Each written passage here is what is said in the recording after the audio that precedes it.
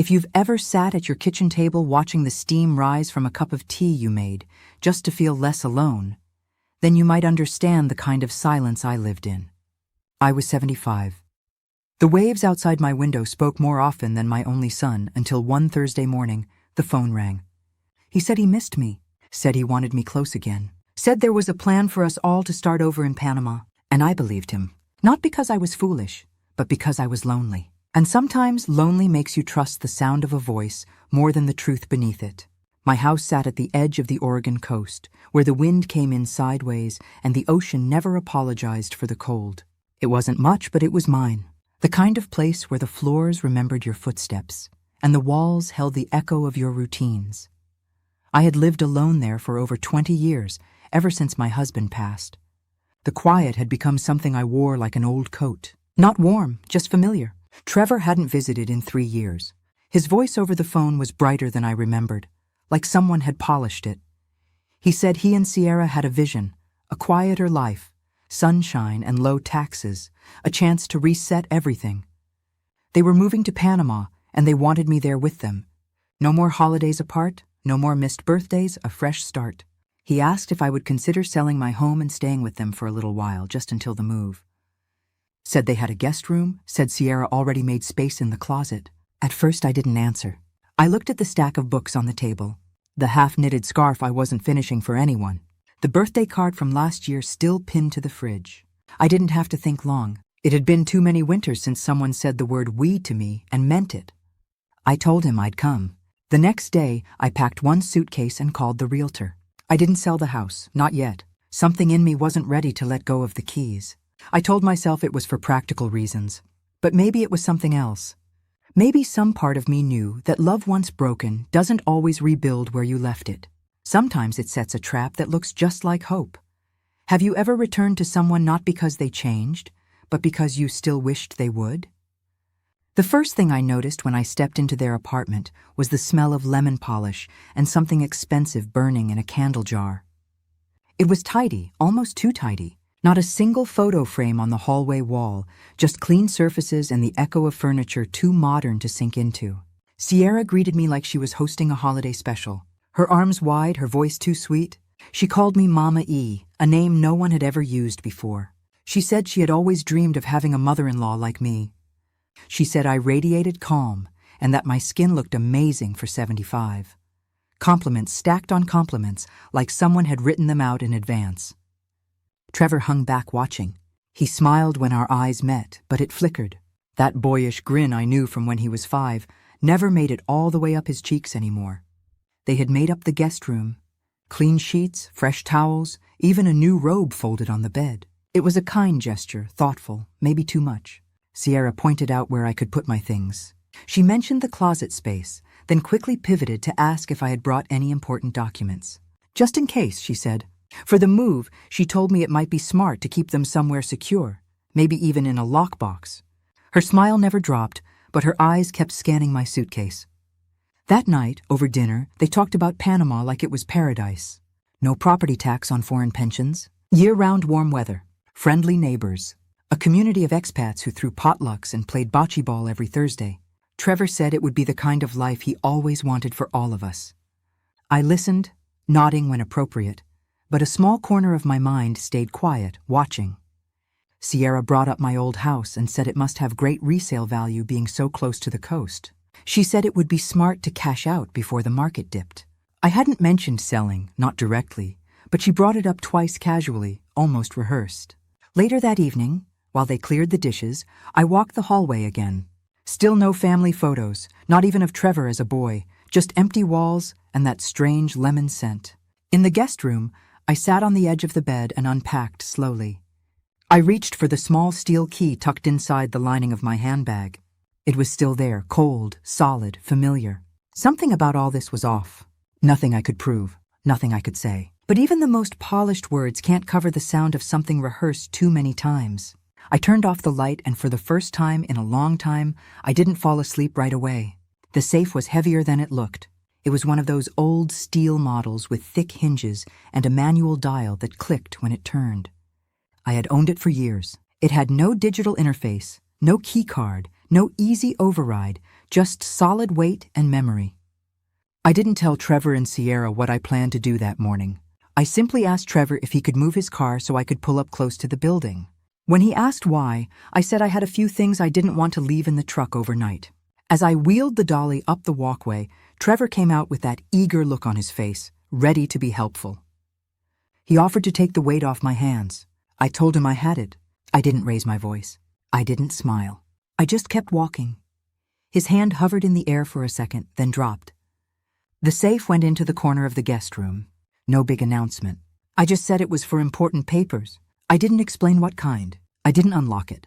Sierra passed by the doorway a few minutes later carrying laundry. She paused when she saw it, then said something about how it looked very secure. I nodded. She lingered a second longer, then kept walking. That night we had pasta. Sierra poured wine like we were celebrating something, though no one said what. Trevor asked again about the house. He said a realtor he knew could come by and give me an estimate. I said I wasn't ready. Later, I watched them from the hallway as they talked in low voices in the kitchen. They didn't argue, but the way Sierra moved her hands made me think she was instructing more than discussing. Trevor looked down a lot, rubbed the back of his neck, and nodded too often. Back in the guest room, I did something I hadn't done since my government days. I pulled a needle and a piece of thread from my sewing kit. I taped one end of the thread to the doorframe. The other end I looped gently over the doorknob. You wouldn't see it unless you knew it was there. The kind of trick I had learned long ago when people came looking for what wasn't theirs. I slept light that night. Every creak of the floorboard sent my mind alert. Around 2 a.m, I heard faint movement. Not footsteps exactly, just a shift in weight. A breath held too long. Then silence. The next morning, the thread was on the floor. No note, no explanation, just a quiet room and the smell of too much lemon again. I picked up the thread and folded it back into my drawer. Nothing had been taken, not yet. But someone had tried the doorknob.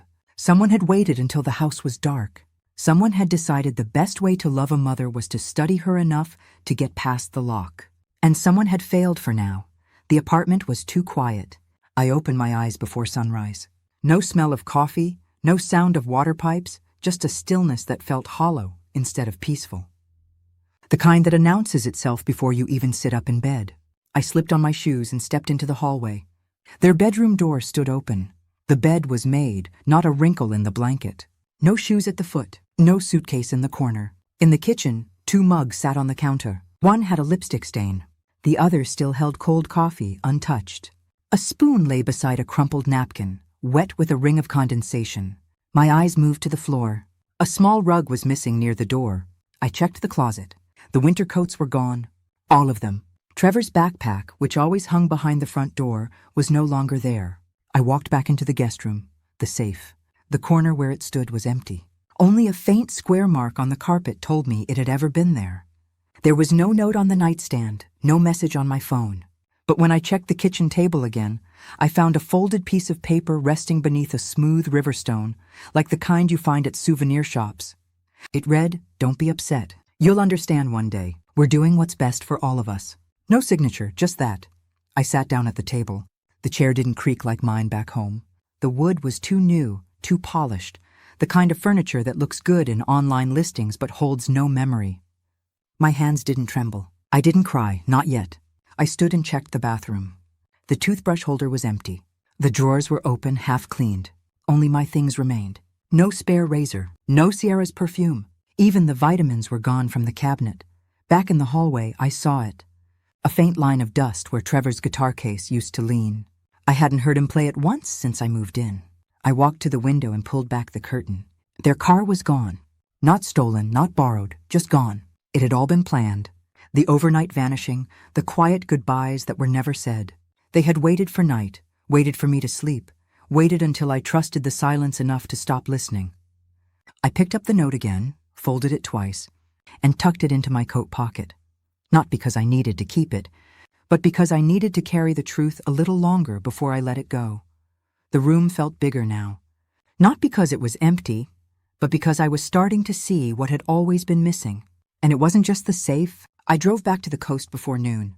No calls, no messages, just the road stretching out ahead like a question I already knew the answer to. The house waited exactly as I left it, curtains still tied back. A single envelope of unpaid property tax still sat in the mailbox. My key turned without resistance. Inside, it smelled like salt and old paper. I didn't unpack. I didn't put the kettle on. I went straight to the hallway closet, pulled down the box of holiday lights, and moved the back panel of the wall. Behind it, the second safe. No one had seen it in years. No one knew, not even Trevor, not even my late husband. It was smaller, tucked into the wood beams, camouflaged with drywall. The dial turned smoothly, not from use but from memory. I opened it. Everything was still there. The bearer bonds, the small coins, the documents, the certified copies, and the crisp, uncirculated bills I had requested from the bank 23 years ago, back when I retired from the state. 7 million untouched. I didn't smile. I didn't feel triumphant. I only felt the faint ache of something deeper than betrayal. I sat down on the hallway floor, holding the packet of old school photos. Trevor in a striped sweater. Trevor with a chipped tooth. Trevor holding his third-grade science trophy. I remembered staying up past midnight helping him build that model volcano. I remembered sewing the blue patches on his scout uniform. I remembered lying to the bank so he could get a better rate on his first student loan. All of it felt like touching glass, cold, clear, fragile. Had I done too much? Given too much? Or had I simply misunderstood what it meant to be needed? I thought back to all the ways I made excuses over the years. He's busy. He's tired. He doesn't like talking on the phone. Sierra means well. They'll come for Christmas next time. There's always next time. I placed the packet of photos back into the box, closed the safe, and secured the panel. The living room clock ticked louder than usual. I had always liked the quiet, but now it felt like the quiet had started to like me back in a way that didn't feel kind. I stood and dusted off my hands. I made a cup of tea and sat at the kitchen table where the light hit the same spot it always did at 2:30. I let the silence settle. I didn't cry, but something had shifted. Not in the house, in me. It was just after 6 in the evening when I heard the knock. 3 soft raps spaced out. Not hurried, not afraid, just deliberate. I wasn't expecting anyone. I opened the door and there she was, Elisa. I hadn't seen her in over a decade. The last time she was a wiry teenager dragging a busted bike up the gravel path, asking if she could borrow duct tape. Now she stood in a navy wool coat, her brown hair tucked neatly behind one ear. Her eyes were the same, though, wide, alert, kind. She smiled like she wasn't sure if I'd remember her, but I did. I had babysat her once when her grandmother had to work late. I used to keep oatmeal raisin cookies in the pantry just for her. She was the only kid I knew who liked them. She said she was visiting her aunt, who lived 2 streets over. She said she had seen my porch light and figured it wouldn't hurt to check in. I invited her in before she finished the sentence. We sat at the kitchen table, the one still slightly slanted on one leg. She noticed the same crack on the ceiling she remembered from when she was small. Time folds like that sometimes. She said she was in law school now, Portland State, 1 semester away from graduating. Her voice carried the tone of someone who had seen a few storms and come out steadier for it. I didn't tell her everything, not right away, but she asked how I'd been, and I said I had just come back from the city. When I mentioned Trevor's name, she paused.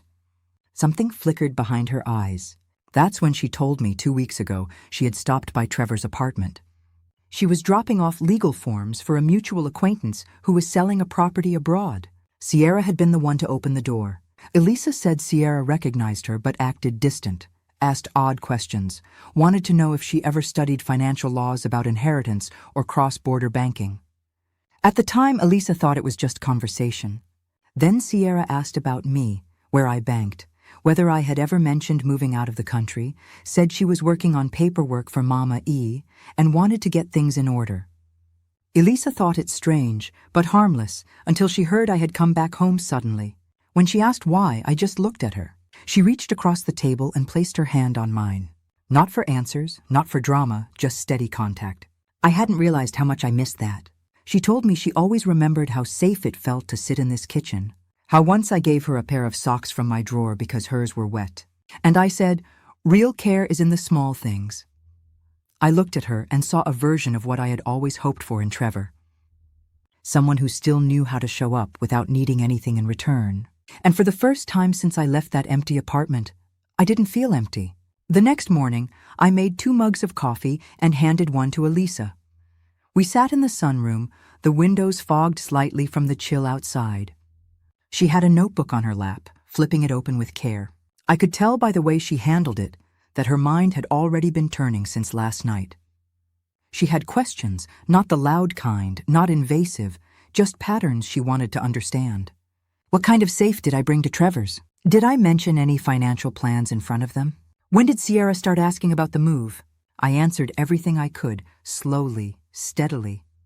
As I spoke, something began to take shape in her expression, focused but not surprised. She leaned forward and said she wanted to help me piece it together. Not as a student, not as a lawyer, just as someone who had seen what people can do when they think you've got no one left. We laid it out like a puzzle, piece by piece. Trevor had been browsing real estate listings in Panama for over a year. Elisa found them archived online, dated and bookmarked under his email address.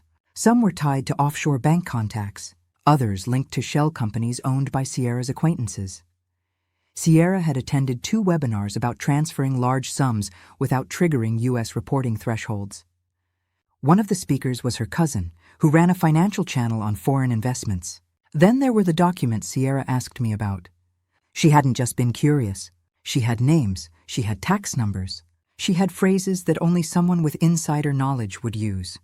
Not once had Trevor said anything about money, not directly. But Sierra knew, and she had planned for months. Elisa also found something else.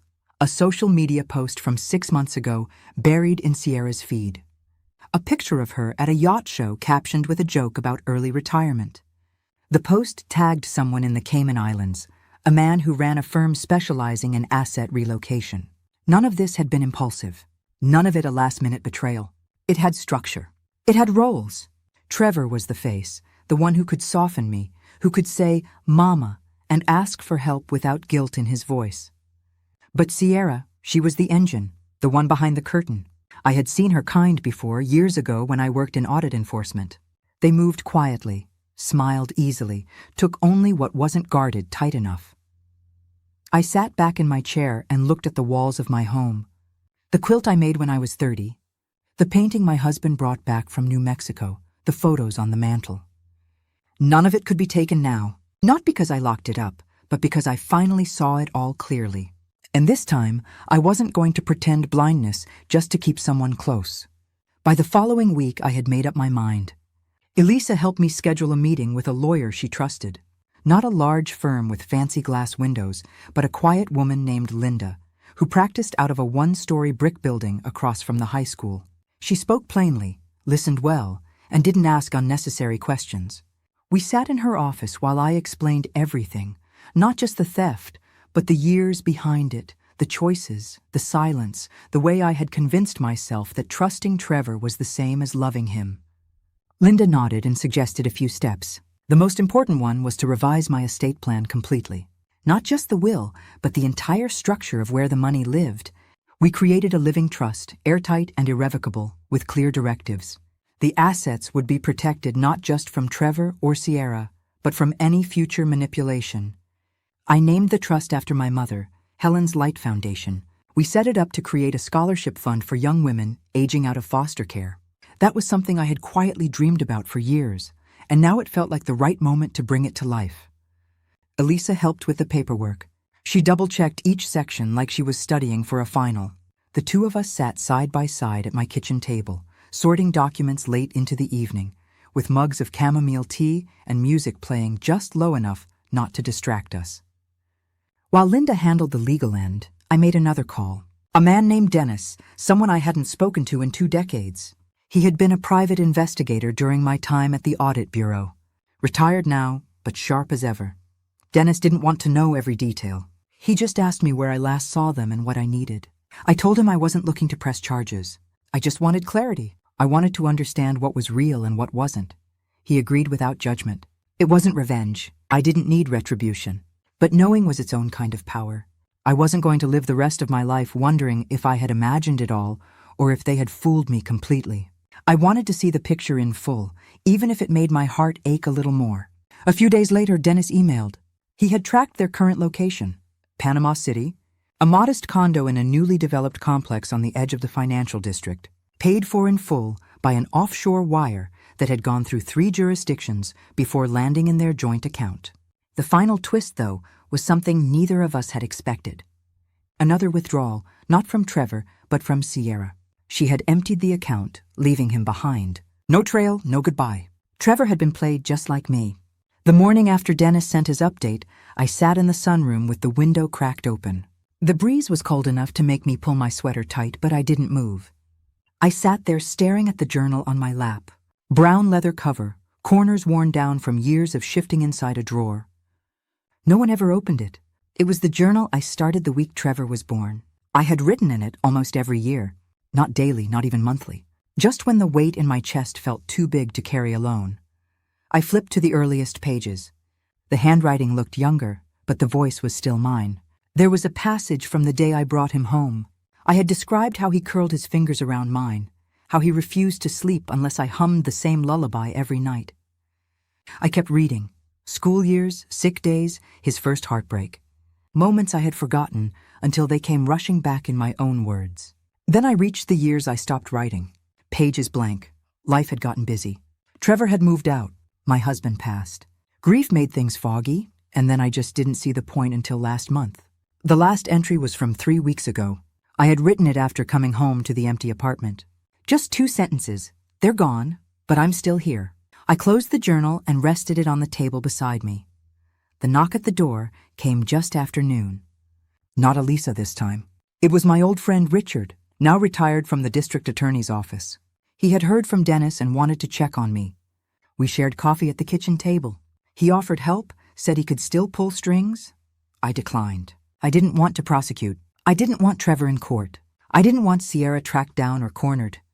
What I wanted, I told him, was space, not escape. Space to breathe and rebuild in a way that didn't involve looking backward every time I opened a door. Richard nodded and said he understood. Before he left, he asked me something I hadn't thought of in a while. He asked what I wanted to do now. Not in a year, not when I healed, but now. That night, I pulled a box from the top of my closet. Inside were brochures I had collected years ago, places I never visited, classes I never signed up for, things I always meant to do when I had time or help or permission. I spread them across the bed. One caught my eye, a weekend retreat in the mountains, writing, walking, nothing digital, just quiet, clean air, paper, and pen. It didn't promise healing. It didn't promise answers, but it felt like a place where my voice could start again. And this time, I wouldn't write for anyone else, only for me. The call came late. Not late by the clock, but late in the kind of way that changes the temperature of a room. I was sitting in my chair by the window, a book resting on my lap that I hadn't really been reading. The phone buzzed once, twice, then settled into its low hum. Unknown number, international. I let it ring once more before answering. It was Trevor. His voice didn't carry the tone I remembered. The easy confidence, the light charm, all stripped away. It was quiet, raspy, like someone who hadn't spoken to a person they trusted in weeks. He said he was sorry. Not the performative kind, not a string of excuses, just that one sentence and then silence. I didn't rush to fill it. I let him carry it for a moment. He told me Sierra had disappeared, emptied everything, accounts, credit, even the condo. He had come back one night to find the lock changed, and a neighbor who said she had left in a cab with 2 suitcases and a man they didn't recognize. He had nothing now. No money, no passport, no home. I listened. He asked if I'd known. I told him I had known enough. He said he didn't expect forgiveness. I told him I wasn't offering it, not out of cruelty, but because what he needed wasn't absolution. It was accountability, the slow, honest work of rebuilding what he broke, not with me, but with himself. He was quiet again. He asked what I had done with the money.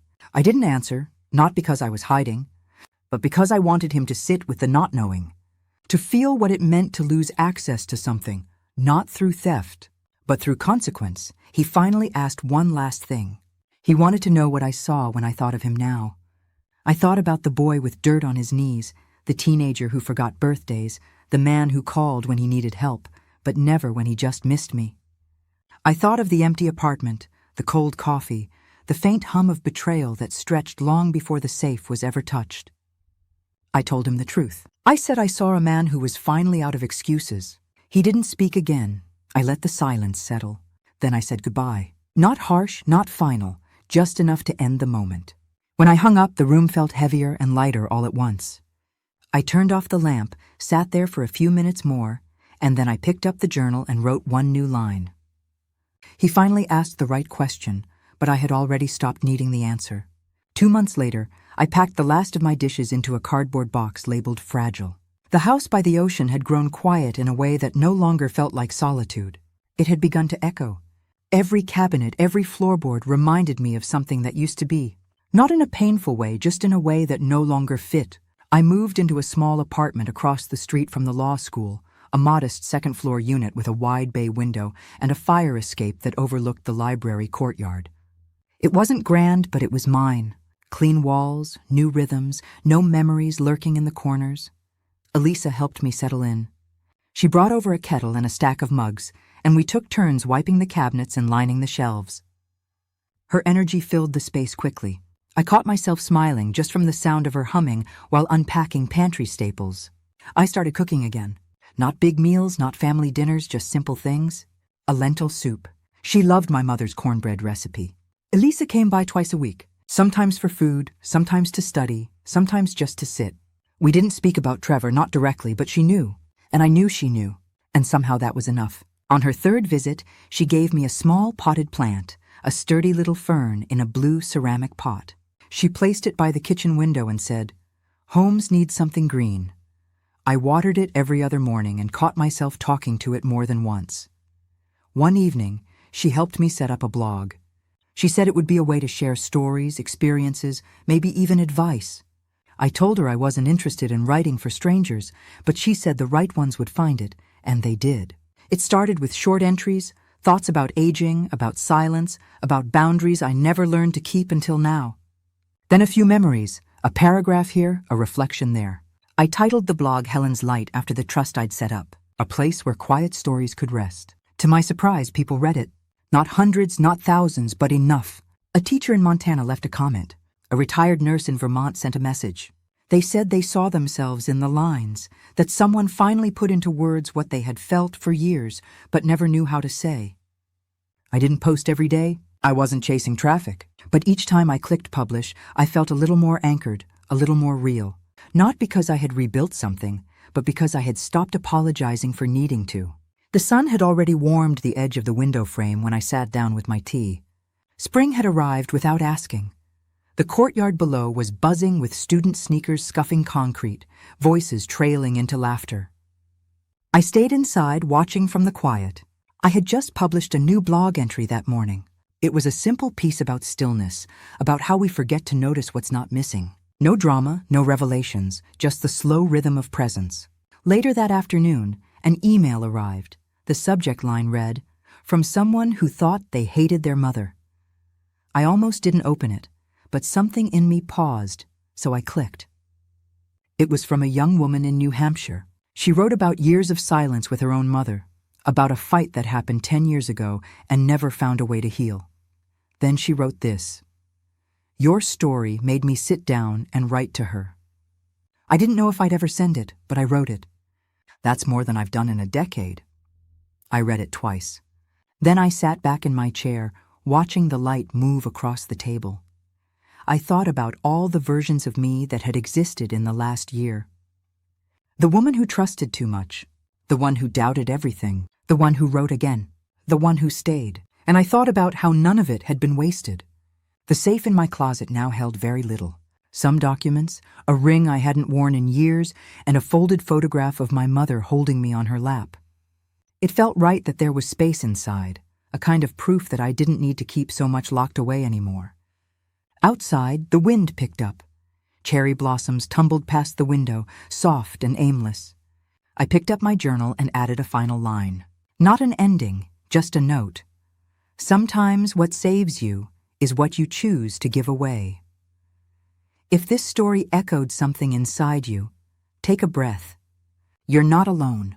Maybe it reminded you of someone. Maybe it reminded you of yourself. Whatever part stayed with you, let it sit quietly beside you today. And if you feel like sharing, leave a thought. Someone out there might be waiting to feel a little less alone too.